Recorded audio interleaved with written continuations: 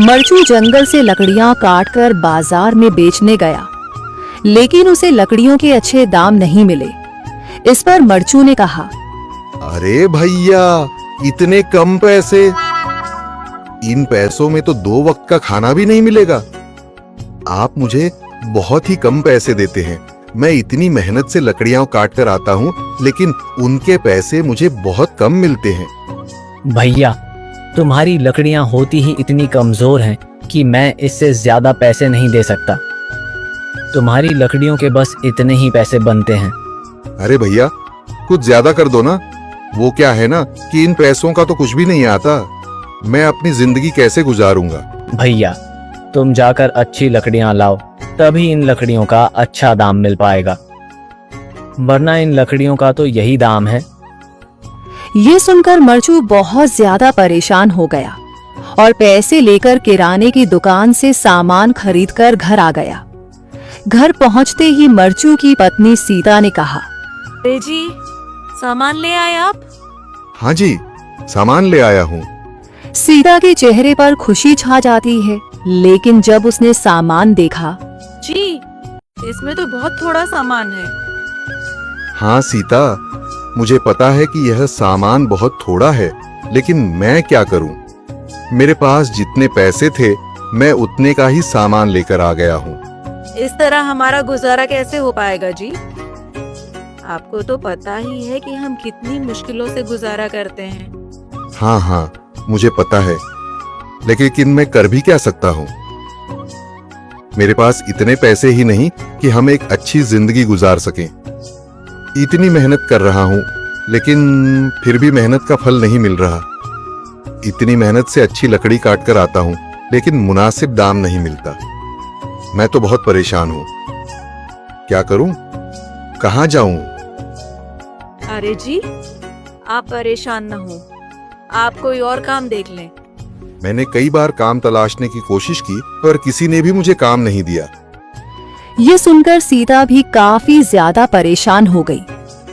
मरचू से सीता की परेशानी नहीं देखी गई। उसने अपनी पत्नी सीता से कहा, मैं फिर से जंगल की ओर जा रहा हूँ। अरे जी, अभी मत जाइए ना, वैसे भी शाम हो रही है। आप कल चले जाइएगा, अभी मत जाइए। ठीक है, अगर तुम रोक रही हो तो मैं नहीं जाता। मैं कल चला जाऊंगा। इसके बाद मरचू गांव में घूमने के लिए चला गया। तभी उसे एक आदमी मिला और उसने कहा, कहाँ जा रहे हो भैया? और सुनाओ, क्या हाल चाल है? जिंदगी कैसे गुजर रही है? अरे भैया, तुम्हें तो पता है कि लकड़ियां काटकर कैसे गुजारा होता है। हाँ भैया, तुम सही कह रहे हो। और आसपास के जंगलों में अच्छी लकड़ियां भी नहीं है। इसके लिए तो जंगल के अंदर जाना पड़ेगा। पर जंगल के अंदर तो काफी सारे जंगली जानवर होंगे।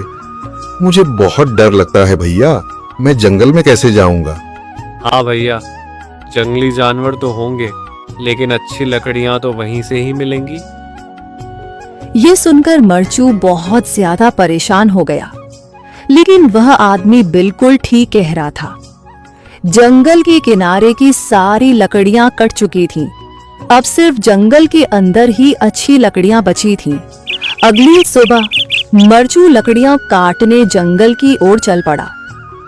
जंगल में आने के बाद मरचू ने कहा, अरे, यहाँ पर तो लकड़ियां ही नहीं हैं। वो आदमी सही कह रहा था, लकड़ियों के लिए तो जंगल के अंदर ही जाना पड़ेगा। और जंगल के अंदर जाना क्या सही रहेगा? मुझे तो बहुत डर लग रहा है, क्योंकि वहां पर तो काफी सारे जंगली जानवर होंगे जो खतरनाक होंगे। अगर आज मैं जंगल के अंदर नहीं गया तो मैं आज घर पैसे लेकर नहीं जा सकूंगा, और फिर जब पैसे नहीं होंगे तो गुजारा कैसे होगा?